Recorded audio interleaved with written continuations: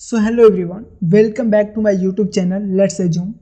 आज हम बात करेंगे क्लास 10 के फर्स्ट चैप्टर के बारे में कि किसी भी गिवन नंबर को इरेशनल कैसे प्रूव करें।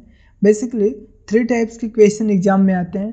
फर्स्ट वन कि हमें अंडर रूट एन को इरेशनल नंबर प्रूव करना होता है, एंड सेकेंड वन कि हमें m plus under root n को प्रूव करना होता है, एंड थर्ड वन की under root m plus under root n. इसका मतलब कि इस टाइप के क्वेश्चंस आएंगे आपको 2 प्लस अंडर रूट 3, और यहाँ पे मतलब कि रूट 2 प्लस रूट 3, और आपको प्रूव करना है कि ये एक इरेशनल नंबर है और ये भी एक इरेशनल नंबर है। सो लेट्स सी कि कैसे प्रूव करेंगे, और हम जो क्वेश्चन करेंगे वो ऑलरेडी एग्जाम में आया हुआ है। तो ये क्वेश्चन है जो कि CBSE 2023 में आया हुआ है। हमें करना क्या है कि prove that 2 plus under root 3 is an irrational number given that कि अंडर रूट 3 एक इरेशनल नंबर है। ओके, तो सबसे पहले हम करेंगे कि हम प्रूफ करते हैं इसका। सबसे पहले हम ये मान लेंगे कि लेट्स एज्यूम कि ये जो 2 प्लस 3 है ये एक रेशनल नंबर है।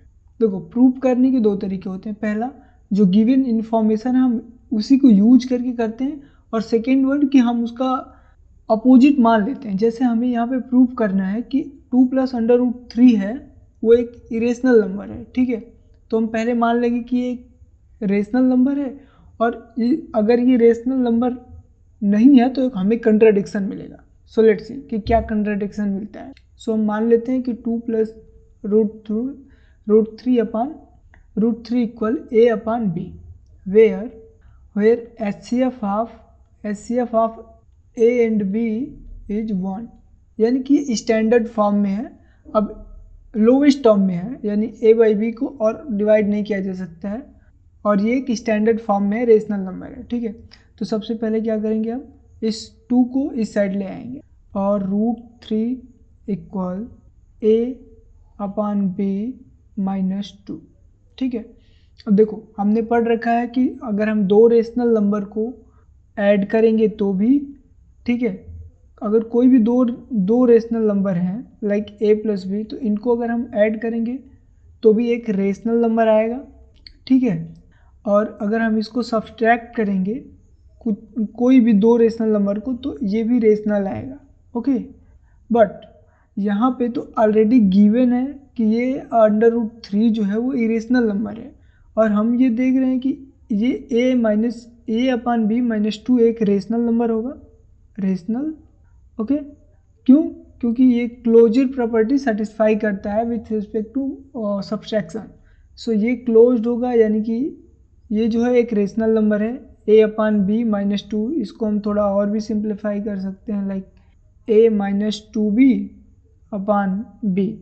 ये एक रेशनल नंबर है, ठीक है, क्योंकि हमने यहाँ पे जो लिया है ये है एक इरेशनल नंबर। तो a और b क्या है, a और b इंटीजर हैं, ठीक है, इंटीजर है। तो अब यहाँ से हमें ये कंट्राडिक्शन मिल गया कि ये जो रूट 3 है वो किसी रेशनल नंबर के इक्वल हो जा रहा है, जबकि ऑलरेडी क्वेश्चन में दिया हुआ है कि ये एक इरेशनल नंबर है, ओके। सो हम लिखेंगे कि ये एक इरेशनल नंबर है। 2 प्लस रूट 3 इज इरेशनल। क्यों?